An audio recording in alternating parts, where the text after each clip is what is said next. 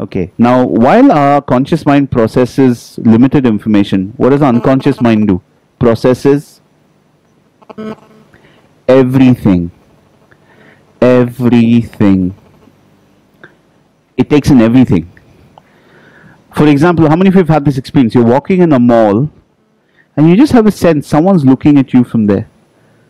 How many of you have had that experience? Huh? Yeah, you just have. Now, did our conscious mind pick it up?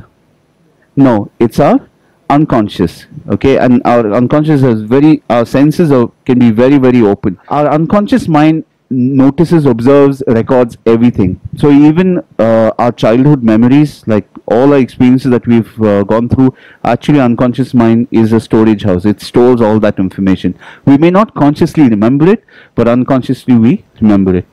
There was a particular, I was reading a story about a father, explaining showing, those animal books, the lotus books, okay? The animal book here with his 3 or 5-year-old son. So this is what happened.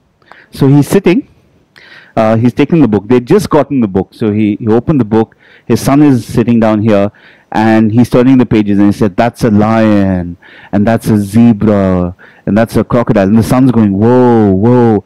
So he went to, that's a crocodile. And he went on and he closed the book. He put the book on the shelf.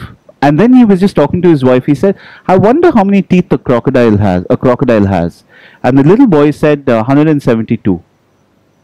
And the son went, and the father went, how do you know? He said, I counted them. When? When you were turning the pages. So the father was quite perplexed. So he took the book, he went to the crocodile picture and he looked around. There was no mention of the number of teeth. And what the father did, and now 172 is not the actual number. I don't remember it. But the father counted each tooth. Guess how many teeth there were? 172. Now, was this information picked up by the child's conscious mind? No, but the unconscious mind has picked this information. You've done photo reading, so you probably be able to relate to, you just flip pages and what you're doing with the photo reading process is you're blasting that information through to your unconscious mind. Okay, and then you get it to the conscious. Was the information registered consciously? No, but the unconscious mind has this ability to register everything. So what we want to do is we want to start getting more and more aware of what the unconscious has to offer. Now, while the conscious mind, the language is in words, your unconscious mind, what's the language here? Imagination, images, pictures, colors, rhythm, sensory language, sensory based. Do you understand when I use the word sensory based, what does that mean? Our unconscious mind processes sensory information. Okay, when we tap into that, a lot more can be possible. Now, while the language of the conscious mind is willpower, your unconscious mind is imagination. Okay, imagination. The language of unconscious mind is in metaphors.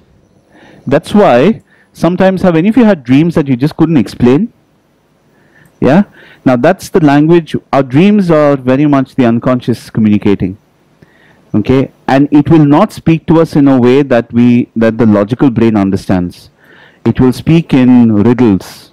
It'll show images and pictures that the language of the unconscious mind should understand. While the conscious mind is short term, your unconscious mind is the long term memory. We say we remember and everything. If we use only willpower, how it can be short term. Here the language of the unconscious mind is metaphors, imagination, it's symbolic and long term. Now what we want to do is that we want to not just use or not use this. What if we can use both? Like we use the conscious mind to give us a direction, to make decisions. At the same time, we also use our imagination to kick us forward. Our beliefs, our values, they're all stored. Our beliefs, our values, habits, emotions, all stored at the unconscious level. Now here's what you and I want to do. What we want to do is we want to build a strong relationship between our conscious and unconscious mind. Now, I'd like you to look at the conscious and unconscious mind like this. Like, imagine this was an iceberg, okay? This is the tip of the iceberg. So you can call this the conscious and you can call this your unconscious.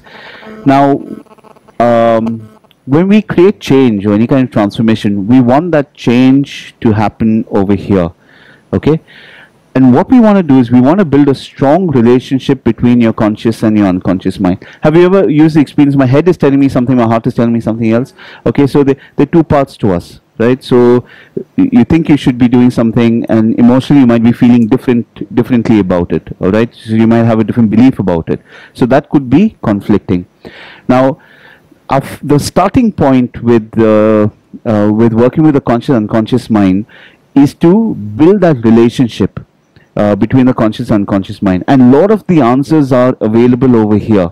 Okay, like there was this one gentleman who was participating in one of our courses in a practitioner, and he shared something which I thought was very powerful, so I want to share that. So he shared, he's a software guy, and so they were doing a project, and what had happened was they had completed the software or the project, except that there was a bug and they couldn't locate the bug, and they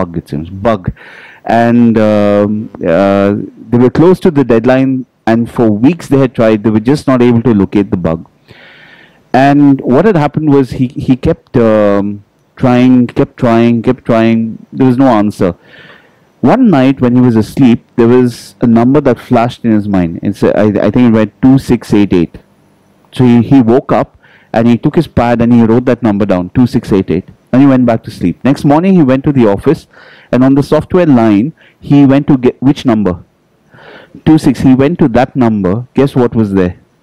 The software bug was there. Now, did his conscious mind give him that answer? No, it was his unconscious mind. In fact, one of the things, how many of you have had this experience? You're trying to solve a problem, and you get so tired in the night, you say, let me sleep over it. And next morning, how many of you tend to get your answers? My belief is that a lot of the processing is done by our unconscious mind. And dreams are a way of how unconscious mind communicates with us, or it will just go straight to the solution. So how do we build this relationship? And suppose you want to change. Some of you have mentioned about changing behaviors. Like Naveen, you said you want to change certain behaviors. Some of you said you want to feel more confident. Now, I'm sure at a conscious level, you and I might be trying it. So if you want to change a behavior, one of the things that we want to do is we want to get our unconscious mind to actually start creating the change. Okay, how do we do that? The way that we do that, we start with that, is to build that relationship between the conscious and unconscious. Firstly, to already understand that you and I have that relationship. How many of you have had this experience? You have to wake up at 5. Let's say you go to sleep at 12. You put the alarm at 5. 4:59, your eyes open. How many of you have had that experience many times? Okay, all right. Now who does the waking up? The subconscious or your unconscious? So